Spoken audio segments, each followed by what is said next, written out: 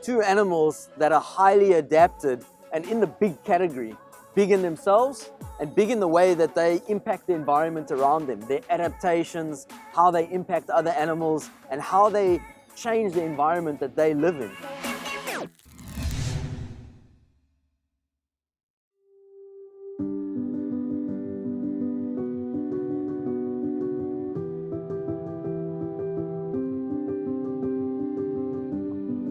Good morning, everyone. Welcome back to a beautiful fresh morning on Shamwari Private Game Reserve.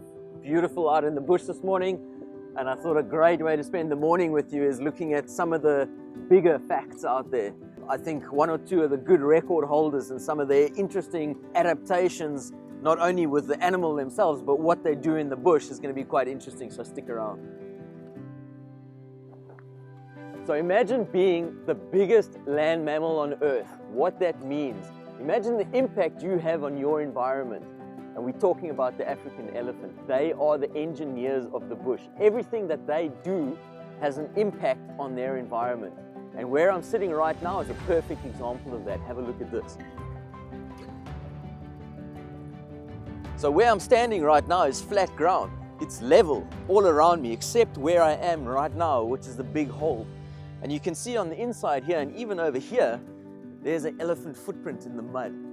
And what happened is when it rained, an elephant probably came walking past over here and stood on the soft ground, and it made a little puddle. And a warthog would have come past and maybe sat in that little muddy puddle and rubbed in it and walked away. And as he walked away, he took mud with him. You can see all of this mud coming out of this wallow over here.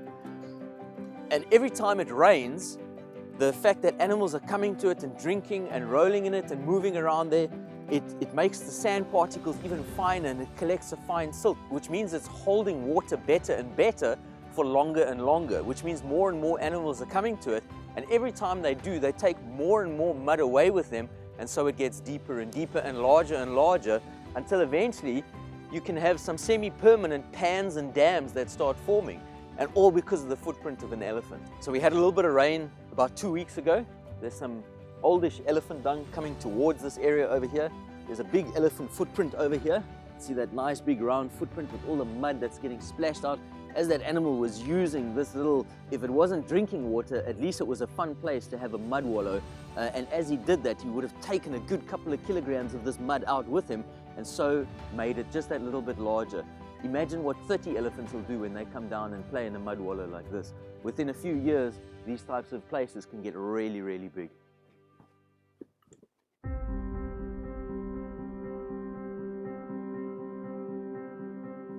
Imagine trying to get hold of a leaf for breakfast, a nice juicy leaf, but there's not much around you because there's so much competition from other animals. Imagine the protection that these thorns offer. Imagine what's underneath here. Now imagine being a little impala and not able to get to that stuff. Well,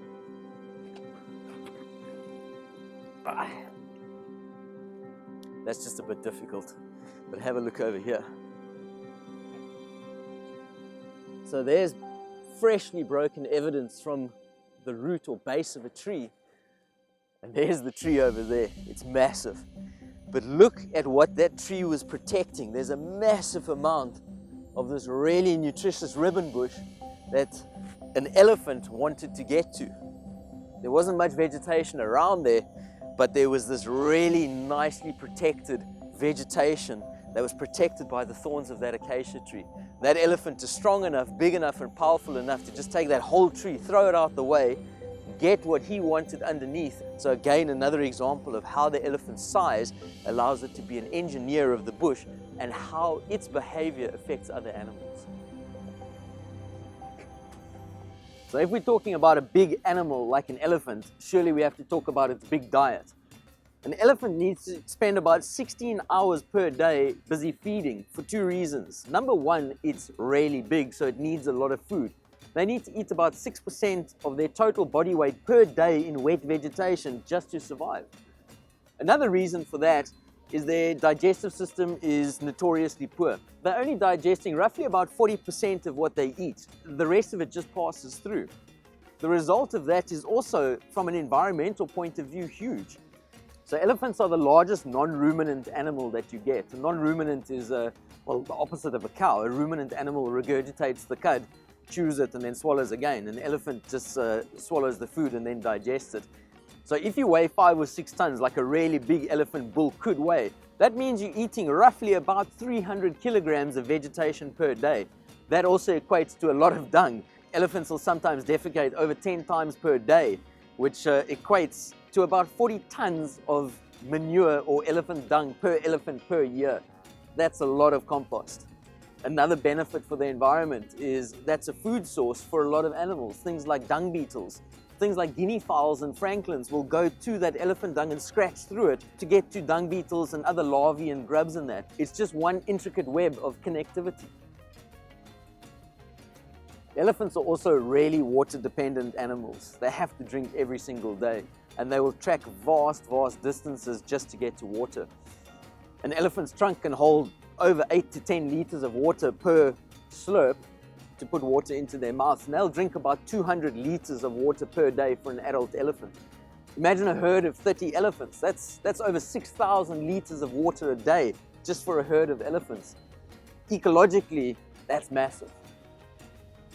I think two of the most noticeable features about elephants would obviously be their ears and their trunks. Really unique to those animals. The trunk is obviously the fusion of the upper lip and the nose, and it's used for a myriad of different things. But obviously one of the advantages of it is it's able to allow the animal to reach really high up and have access to food that other animals can't reach, except maybe with the giraffe. But that trunk allows a really big elephant to reach 20 feet or higher. That's vegetation that most other animals will never have access to. It's a really good way of showing how an elephant has an advantage over other animals, eliminating competition. Elephant ears are also really impressive. They're really big for a number of different reasons, but obviously the most noticeable is cooling the animal down. It's got such a network of veins that run through the ears, and as that animal flaps the ears, so it loses body heat. So basically the elephant's ears are like the radiator of the car. And those ears are so big that in a big elephant, a full-grown adult elephant, from top to bottom, an ear can measure nearly 6 feet in length. That's impressive in size. I'm sure you're all familiar with the phrase, an elephant never forgets. And that's actually true. An elephant does never forget for a number of different reasons. Obviously, the larger an animal is and the larger the brain can be and the larger percentage growth the brain goes through in its life is indicative of animals that are highly intelligent and have very complex social systems. An example would be humans and elephants. And an elephant does never forget because the temporal region of the brain is so enlarged, and that temporal region is responsible for memory retention. It really allows an animal like the matriarch to remember where there's permanent water, where there's good feeding, because she's responsible for moving the herd during times of drought to ensure that they can get to water. The survival of the herd is dependent on her memories.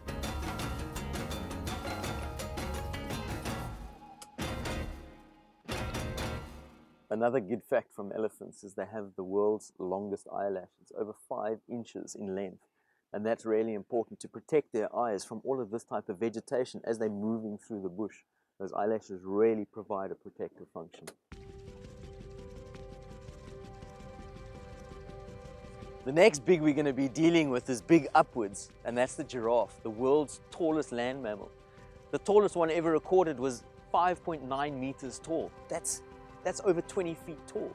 Imagine the reach that animal has, the ability to get to leaves and branches that other animals just can't get to. Impala and kudu are feeding over here. But if we look up here, we can see the browse line that's been created by giraffe, the ability for them to reach all the way to the top where there's less thorns. The thorns are green and provide way less of a hassle and just allow an animal to eat without competition. All the way up there. That's 20 feet up.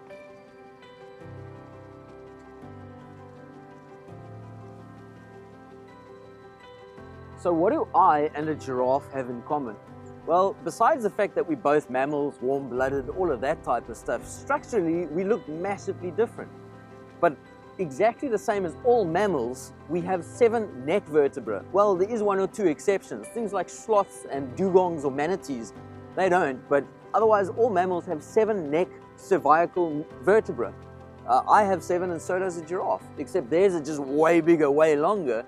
A giraffe's neck can be 6 to 7 feet in length and weigh over 270 kilograms. That's massive. Imagine the muscle structure, tendons, connective tissue, and ligaments that are needed to keep that giraffe neck up at all times. It must be massively powerful. Giraffes are also notorious for the fact that they've got massive hearts. They really do have big, powerful hearts. A giraffe heart can be about 2 feet in length, can weigh over 12 kilograms. The left ventricle wall of a giraffe's heart is so thick and powerful, and it's needed because the giraffe needs to pump the blood all the way from the heart another 2 meters up to the brain. For that reason, a giraffe's blood pressure is way over double that of humans. Not that it's unhealthy, it just needs that high blood pressure to be able to get the blood all the way to the top story. Without that high blood pressure, there would never be enough blood in the giraffe's brain and it wouldn't be able to survive.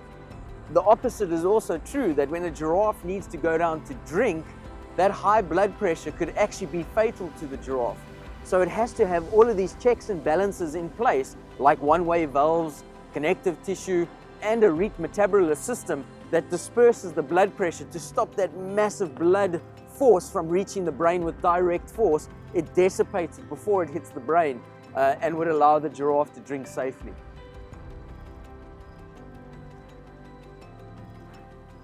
I can't do it. A giraffe has no trouble in licking all the way up to its nose, even past its nose. Their tongue can be over 45 centimeters long. That's massive. And they need that dexterous long tongue to be able to get into, grip around and pull the leaves off of the acacia trees. Tough, powerful tongues to get to a food source. Another big fact for giraffes is their lung capacity. Giraffes have really big lungs because they need highly oxygenated blood to travel all the way up that long neck and reach the brain. It would be pointless for deoxygenated blood or blood that was semi-used by the time it got up to the brain to oxygenate the brain. It has to be rich in blood. So really big lungs allow really good gaseous exchange of blood and the transfer of oxygenated blood all the way around the giraffe's really far apart body systems. So I hope you enjoyed looking at elephants and giraffe. 2 animals that are highly adapted and in the big category. Big in themselves and big in the way that they impact the environment around them, their adaptations, how they impact other animals, and how they change the environment that they live in.